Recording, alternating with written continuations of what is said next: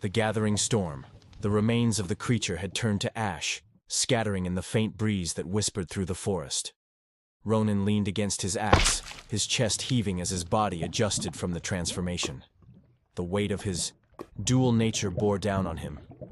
He wasn't sure what terrified him more, the shadowy figure's warnings, or how natural it felt to slip into his undead state and wield his newfound power. He couldn't stay in the forest, not without answers. Clutching his axe tightly, he turned back toward his cabin, his thoughts a storm of doubt and determination. When he returned home, the sun was high in the sky, but the light felt dimmer somehow, as if the world itself was dimming in anticipation of what was coming. Ronan set the axe by the door and dropped into his chair, his hands shaking slightly. He needed to think, to plan. But before he could begin, there was a sharp knock at the door. Ronan froze. He rarely had visitors, and after what had just happened, he wasn't eager to face anyone. The knock came again, louder this time. With a sigh, Ronan grabbed his axe and opened the door. Standing there was a woman, cloaked in a deep green hood and carrying a staff carved with strange runes. Her face was stern but calm, her piercing eyes studying him as though she already knew his secrets. Behind her stood a man clad in leather armor, twin daggers at his hips, his expression guarded and tense. "Ronan of Ironwood?" the woman asked, her voice steady. "Who's asking?" he replied, gripping his axe instinctively. The woman glanced at the axe and raised an eyebrow. "We're not here to fight. My name is Kaela, and this is Taron. We know what you are." Ronan narrowed his eyes. "What I am? You'd better start explaining." Kaela stepped forward, her staff tapping lightly against the wooden porch. "You've been awakened to the power of the Undying. You exist on the edge of two worlds, life and death. That kind of power doesn't go unnoticed." "Unnoticed by who?" Ronan asked, though he already suspected the answer. "By everyone," Taron said grimly.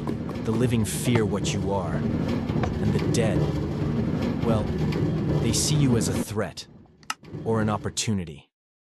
Kaela nodded. "The creature you fought in the forest was a scout. The Deadlands have taken notice of you. They'll send more. And soon. The living will too. You need to decide where you stand, Ronan." Ronan stepped back, his grip on the axe tightening. "You're not making any sense. I didn't ask for this power. I don't owe anyone anything." Kaela's expression softened slightly. "We're not saying you do, but whether you like it or not, this isn't just about you. The balance between life and death is delicate. Someone like you, who can cross the line at will, disrupts that balance. There are those who will want to use you, and those who will want to destroy you." "Let them try," Ronan growled. But even as he spoke, he felt the weight of her words settle over him. Kaela and Taron stepped inside, and for hours, they explained the truth of the world Ronan had unwittingly stepped into. The Deadlands, a realm of restless spirits and shadowy entities, had been watching him ever since he awakened his powers. They would stop at nothing to claim him as one of their own, to use his abilities to tip the scales of death in their favor. On the other side was the Order of the Living Flame, a secretive group dedicated to protecting the balance between life and death. While they opposed the Deadlands, they also viewed individuals like Ronan as dangerous anomalies, wild cards who couldn't be trusted. "You're caught between two forces," Taron said, his tone gruff.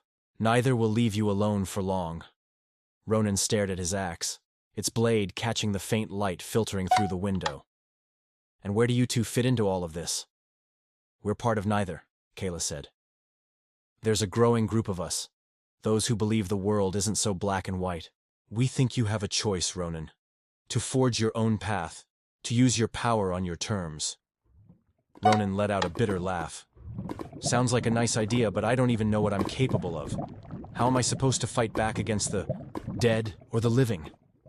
Kaela placed a hand on his shoulder, her grip firm. "Then it's time you learned."